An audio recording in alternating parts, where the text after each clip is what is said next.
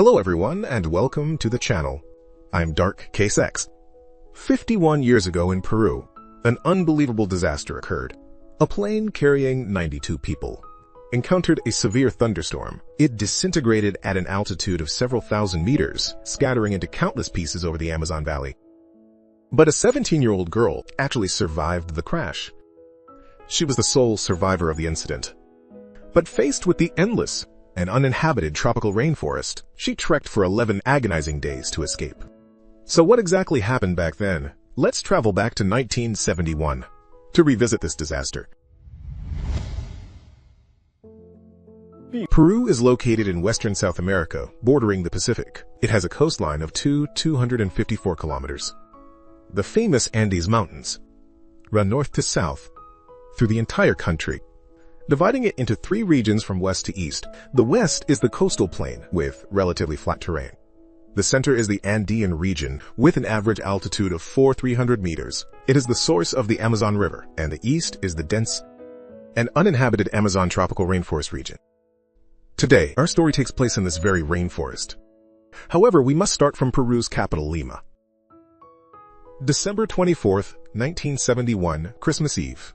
That morning, 10 kilometers west of Peru's capital, Lima, Jorge Chávez International Airport was packed with people. Because other flights had been canceled the day before, stranded passengers could only scramble for tickets on today's flights, hoping to get home to spend Christmas with their families. Lansa Flight 508. The aircraft model was a Lockheed L-188A Electra.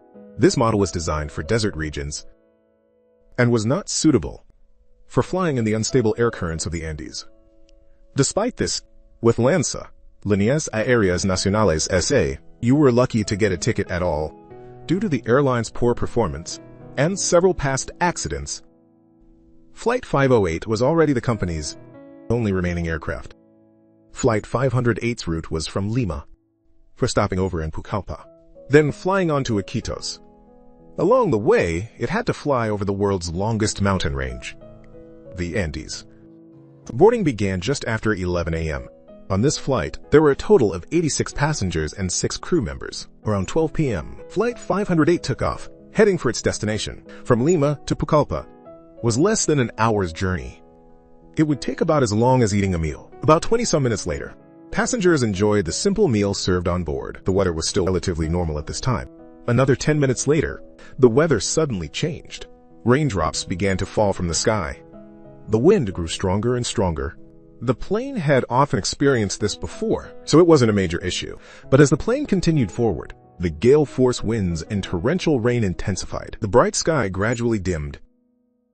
Directly in front of the plane, within a pitch-black cloud mass, lightning flashed.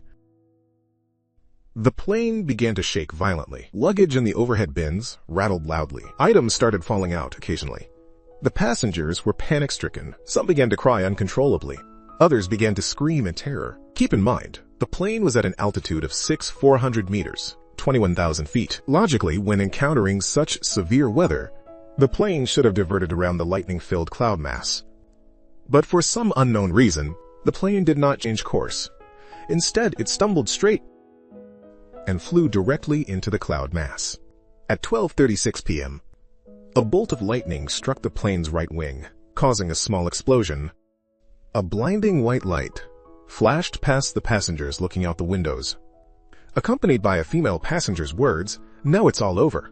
The plane, like a kite with its string cut, entered a bizarre, nose-down dive, plummeting towards the endless rainforest below.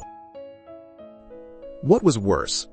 After being struck by lightning, the plane completely disintegrated during its descent, breaking into countless fragments. But who could have imagined that despite the mid-air disintegration and such harsh conditions, a young girl would miraculously survive? This sole surviving girl was 17-year-old Juliane Koepcke. Juliane was a student attending school in Lima. Her father, Hans Wilhelm Koepcke, was a renowned zoologist and botanist who held a doctorate in natural sciences. Her mother, Maria Koepcke, was a famous local ornithologist who held a doctorate in zoology. They were both German, but in pursuit of their dream To study the flora and fauna of the rainforest, they had traveled thousands of miles to Peru. In 1968, in the uninhabited Peruvian rainforest, they established the oldest biological research station, Panguana. Though called a research station, it was really just a small thatched hut. The conditions were incredibly harsh. At that time, Juliane was only 14. She also followed her parents, traveling thousands of miles to this wild land. She spent 2 years in the rainforest. During that time, she followed her parents and gained knowledge about the various animals and plants in the rainforest. It was precisely because of this experience that she was able to escape with her life from the uninhabited Amazon rainforest. On December 22nd and 23rd, 1971, were Juliane's high school graduation ceremony and prom. On the 24th, Juliane and her mother, Maria, boarded the notoriously reputable Lansa Airlines plane. They had no choice. Like most people, they were rushing home for Christmas. Although her father, Hans, had repeatedly warned them not to fly with Lansa, they thought, what are the chances that something would happen on this one flight? As it turned out, the plane crashed. As her memory fades, an exhausted Juliane woke up. She was under a row of airplane seats. The seats were upside down. Her seatbelt was unbuckled. It seemed she had woken up once before. This was a 3-seat row from the plane. Her mother had been sitting right next to her, Maria, but now there was nothing beside her. A dizzy brain and an inexplicable fear made her instinctively crawl deeper into the seats, trying to use the seat back to protect herself. Juliane stayed like that, motionless, for an entire day and night. During this time, she drifted between dream and reality. In her mind, one moment it was the constant roar of the plane's engines, the next, the wild rainforest. Early the next morning, Juliane woke up again. She opened her eyes, and what greeted her was the rainforest, both strange and familiar. Golden light streamed through the leaves, illuminating everything in the rainforest around her. Juliane tried to stand up, but in an instant, everything went black. She realized she had been injured in the crash, perhaps a concussion. After a while, her vision was still blurry. On one hand, she had lost her prescription glasses during the fall. On the other, her left eye was completely swollen shut, leaving only a tiny slit. Her vision was severely impaired.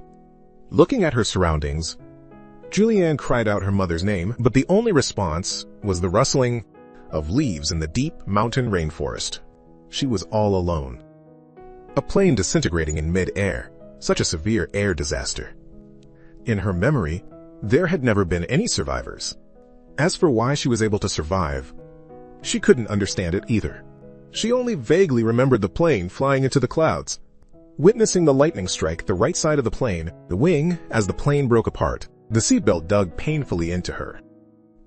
The rushing air made it impossible to breathe for a moment. As the seat with her attached began to spiral down towards the endless rainforest, she gradually lost consciousness. This was an uninhabited part of the Amazon rainforest, vast in scope. The tall trees blocked the view. Even if rescue planes flew overhead, it would be very difficult to spot her. So waiting for rescue in place was tantamount to waiting for death. Juliane tried to stand up again. A strong sense of dizziness washed over her. Again and again, she finally got to her feet. Only then did she discover several painful areas on her body. Upon inspection, her right collarbone was broken. Her left calf had a gash, 4 centimeters long. These injuries weren't exactly light, but to say they were severe. For someone who had fallen from several thousand meters, these injuries were as light as they could possibly be. That Juliane had survived was unknown to anyone in the outside world at this time. The only thing everyone knew was that Flight 508 was missing. On December 24th, the afternoon of the day Flight 508 took off. In Oyon, only a 15-minute flight from Pucallpa, the plane sent its last radio message. After that, it completely vanished from radar. Lansa was also completely bewildered. How could the plane just disappear mid-flight? After news of the missing plane spread, the families of the passengers on board were all frantic. They flocked to the Pucallpa airport, hoping the plane would appear. The airport was packed with people. Pucallpa descended into chaos, but they were destined to wait in vain for the plane. As time passed, in Peruvian aviation history, the largest-scale search and rescue operation began. As for Juliane, she didn't know what was happening inside. Based on her understanding of the rainforest, it was possible that for tens, even hundreds of kilometers, there was no one. To survive, she could only rely on herself. Either walk out of the rainforest, or get to a wide-open area so rescue planes could spot her from the air. And so, 17-year-old Juliane, enduring the pain, began a perilous 11-day survival journey in the Amazon rainforest. December 25th, the day after the crash. After resting, Juliane regained some strength. She dragged her heavy body and began to check for usable supplies around her. She only had one shoe, and the heel part was missing. She was wearing a thin dress, which was definitely not good news in the Amazon rainforest. Juliane searched the vicinity and found a bag of candy and a small piece of cake already soaked in mud. The cake was spoiled and had to be thrown away. This meant the bag of candy was her only ration. After gathering these, Juliane set off. Based on her childhood experiences, she was no stranger to the rainforest. Listening to the sounds of various animals, she didn't feel afraid. The biggest problem right now was that she didn't know where she had fallen, and didn't know which direction to go. If she went the wrong way, heading deeper into the rainforest would be a one-way trip. Suddenly, she remembered her father telling her as a child that if you get lost in the rainforest, find a river, stay by the water or follow the river, and it will lead you to a way out. Her effort paid off. After walking some distance, Juliane heard the faint sound of flowing water. She followed the sound and found a small stream. This stream not only solved her water problem, but more importantly, it gave her the confidence to walk out of the rainforest. She walked along the direction of the stream. The dense bushes could not stop her desire to survive. Slowly, the stream grew larger. Finally, by evening, the small stream had become a creek. Seeing it was getting dark, Juliane found a resting spot by the creek, ate a piece of candy, and fell into an exhausted sleep. On the 26th, Juliane woke up early. Without any hesitation, she continued walking along the creek. From time to time, she could hear the sound of helicopters flying overhead. But under the cover of the dense forest, no one could see her. Although she tried shouting at the planes, the result was predictable. No one would hear her. She understood that the most important thing now was to follow the river. Perhaps she would encounter an open area, and then she could scoot. When thirsty, Juliane drank the muddy water from the river. When hungry, she ate candy. But the candy was limited. She would only eat a piece when she absolutely couldn't bear the hunger anymore. On the fourth day, Juliane suddenly heard a terrifying bird call. The sound was loud and lasted a long time. It sent a cold chill down her spine. She wasn't scared by the sound itself, but because she knew what kind of bird made that sound. The king vulture, a bird that specifically eats the carcasses of large animals. Juliane thought the king vulture was coming for her. She hid herself and considered how to deal with it. After a moment, she figured it out. There must be a large animal carcass nearby, and that's what attracted the vulture. She checked the vicinity and, sure enough, found a 3-seat roof from the plane. 2 men and 1 woman were on it. They had been deceased for several days. The king vulture's target must have been them. Unfortunately, she found no usable supplies nearby.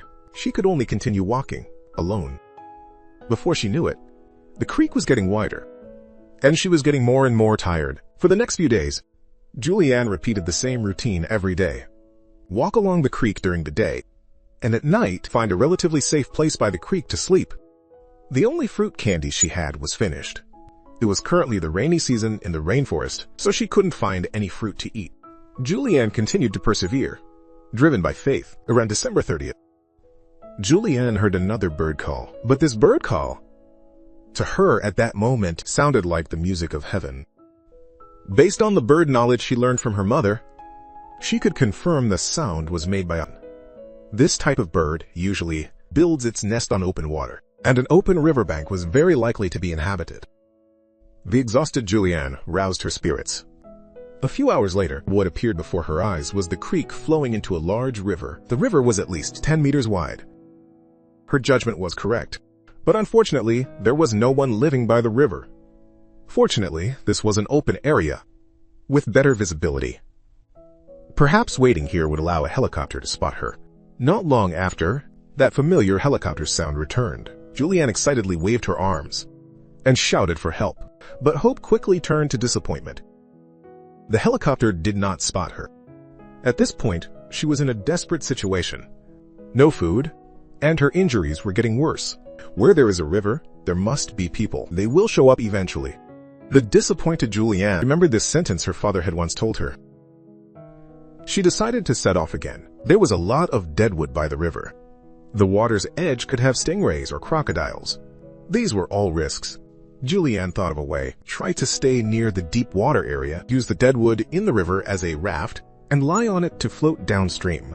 This could indeed conserve energy. For the next few days, she floated downstream in the river during the day, and at night, she would go ashore to find a place to spend the night. But at night, in the rainforest, there were many mosquitoes and the temperature was low. Juliane, wearing only a thin dress, would wake up from the cold several times each night. A few days later, Juliane felt something strange about the wounds on her body, especially on her right arm. She turned her head to look and found that in the wound, something like asparagus tips was emerging. They were white maggots. It must have been when she was injured. Flies had laid eggs in her wound these past few days. With no tools, Juliane could only watch as the maggots grew inside her wound, helpless. Fortunately, this was not immediately life-threatening. She couldn't remember how many days she had been walking. Strangely, Juliane, who hadn't eaten in many days, didn't feel hungry at all. She thought perhaps it was because she had drunk too much murky water. The water contained a lot of mud. It was the mud that made her feel full. These agonizing days continued to repeat. Float downstream during the day. Spend the night on the bank. The scorching sun burned Juliane's back. Her skin cracked into small pieces. Soon, the weak Juliane began to lose the ability to distinguish reality from dreams. She would see people on the riverbank, hear chickens clucking, and find herself lying in a hospital bed. On the 10th day, Juliane managed to crawl onto a shoal in the river. She no longer cared about any danger. She was ready to collapse and sleep. But just then, in her daze, she seemed to see a small boat docked by the riverbank. She thought it was another hallucination. After all, her eyes had tricked her many times. She rubbed her eyes, preparing to go back to sleep. But after rubbing her eyes, the small boat became clearer. Juliane struggled to swim towards the boat. When her hands grasped the boat, she smiled. This wasn't a dream. It was real. There must be people nearby. She quickly went ashore, and sure enough, saw a small path on the bank. After walking a few meters down the path, she saw a simple, small thatched hut. The roof was made of palm leaves. Inside the hut were a boat motor and a barrel of gasoline. But there was no one there. For Juliane, this hut was her lifeline. She wanted to sleep well and wait for the boat's owner to arrive. But seeing the gasoline, she remembered learning that gasoline could treat maggots and wounds. So she endured the excruciating pain and poured gasoline on the wound. About 30 maggots crawled out of the wound. After doing all this, she fell into an exhausted sleep. Early the next morning, Juliane woke up, but the hut's owner had not come. If the owner had only prepared the boat in advance and wasn't in a hurry to use it, perhaps no one would come for weeks. At this point, Juliane faced two choices. One was to keep waiting. But if the owner never came, she would surely die. The second was to take the boat and leave alone. But if the hut's owner entered the rainforest without a boat, it would also be in danger. In the end, Juliane decided to wait one more day. If no one came, she would continue downstream. As the saying goes, heaven never seals all exits. In the evening, Juliane heard voices. The voices got closer and closer. 3 men emerged from the rainforest. Juliane knew she was saved. The 3 men were very surprised to see Juliane. They instinctively took a few steps back. Juliane said in Spanish, "I was on the Lansa plane that fell. My name is Juliane." After 11 days, the story of her solo escape in the rainforest finally came to an end. These 3 men were local loggers. They took good care of Juliane, gave her some cooked food, and helped treat her wounds. removing more maggots from her body. Later, 2 more forestry workers arrived. The 5 men discussed and decided to send Juliane to the hospital the next morning. After all, her mental state was extremely poor at the moment. The next day at dawn, 2 forestry workers took Juliane to the nearest village, called Ternavista. There was a doctor there to treat her injuries. At the same time, the news of Juliane's rescue began to appear in major newspapers, spreading throughout the world. With Juliane's appearance, the search and rescue team, which had already lost hope, set out again. Based on Juliane's information, they indeed found parts of the wreckage in the rainforest. Subsequently, more and more people began to enter the rainforest to search, but unfortunately, no other survivors were ever found. And the sole survivor, Juliane, faced constant trouble because too many people wanted to find her. The vast majority were media. They all wanted to get the first-hand story for safety and health reasons. Juliane was discreetly protected. After examination by professional doctors, her physical condition was terrible. Broken collarbone, sprained cervical vertebrae, several deep wounds on her arms and legs, 1 swollen eye, a partial fracture in her tibia, and a torn anterior cruciate ligament in her knee. A 17-year-old girl with so many injuries survived for 11 days and was rescued. Even the doctors exclaimed it was a miracle. For a long time after her survival, Juliane constantly had nightmares. After Juliane recovered and returned to Lima, the media still wouldn't leave her alone, always asking her about the air crash, asking how she survived. Eventually, her father Hans sent Juliane back to Germany to live with her grandmother and aunt. Her father's intention was naturally for Juliane's well-being, but she, loved the rainforest, didn't understand her father at first. The two had a big fight, and their relationship became very strained. A few years later, Hans also returned to Germany. The father and daughter eventually reconciled. In 1980, Juliane graduated from university with a degree in biology and later pursued a doctorate. After completing her studies, Juliane returned to the research station her parents had built in the Peruvian rainforest, Panguana, to continue researching the rainforest and its various creatures. Her research focused on bats in the rainforest. She discovered as many as 52 species of bats. She has now become a famous biologist. Juliane understood that it was this rainforest that saved her. She had made a vow during her 11-day survival journey. If I live, I will dedicate my life to a meaningful cause that serves nature and humanity. In fact, he did just that. The research station Panguana became like another home for Juliane. She traveled multiple times between Germany and Panguana, dedicating her entire life's will to protecting this pristine jungle. She expanded Panguana's area to about 16 square kilometers, 6.2 square miles, and it was officially upgraded to a private nature reserve. Although this air crash happened a long time ago, people have always had one question. How exactly did Juliane survive the plane's disintegration? Actually, even she herself is not very clear on this. Some experts believe that, first, the row of seats acted as a parachute, slowing the speed of descent. Second, the extremely large thundercloud center would have strong updrafts. It is very likely Juliane was right in this updraft, which slowed her fall. Finally, the seat row crashed into the tall trees and intertwined vines of the rainforest. All these factors combined led to Juliane's survival. In fact, this situation was not unique. According to later studies on the bodies that were found, it was discovered that as many as 14 people had survived. For several days after the crash, however, unable to wait for rescue, they passed away in the rainforest. After the plane went missing, Peru and many other organizations did participate in the search and rescue. But after searching for several days, without finding any clues related to the crash, the search operation basically stopped. Besides the condemnation of the poor rescue operation, there was even more outcry against the airline. But even today, the cause of the plane crash remains unclear. There is currently evidence to suggest it was the pilot, wanting to ensure passengers could make it for Christmas, who rushed and did not avoid the dark clouds despite the severe weather, thus leading to the disaster. One more thing. Lansa's terrible reputation. A few weeks after this crash occurred, they lost their operating license. Currently, Juliane's story has been widely reported and, of course, has has been made into several documentaries. It's worth mentioning that one documentary, called Wings of Hope, was directed by the very famous Werner Herzog.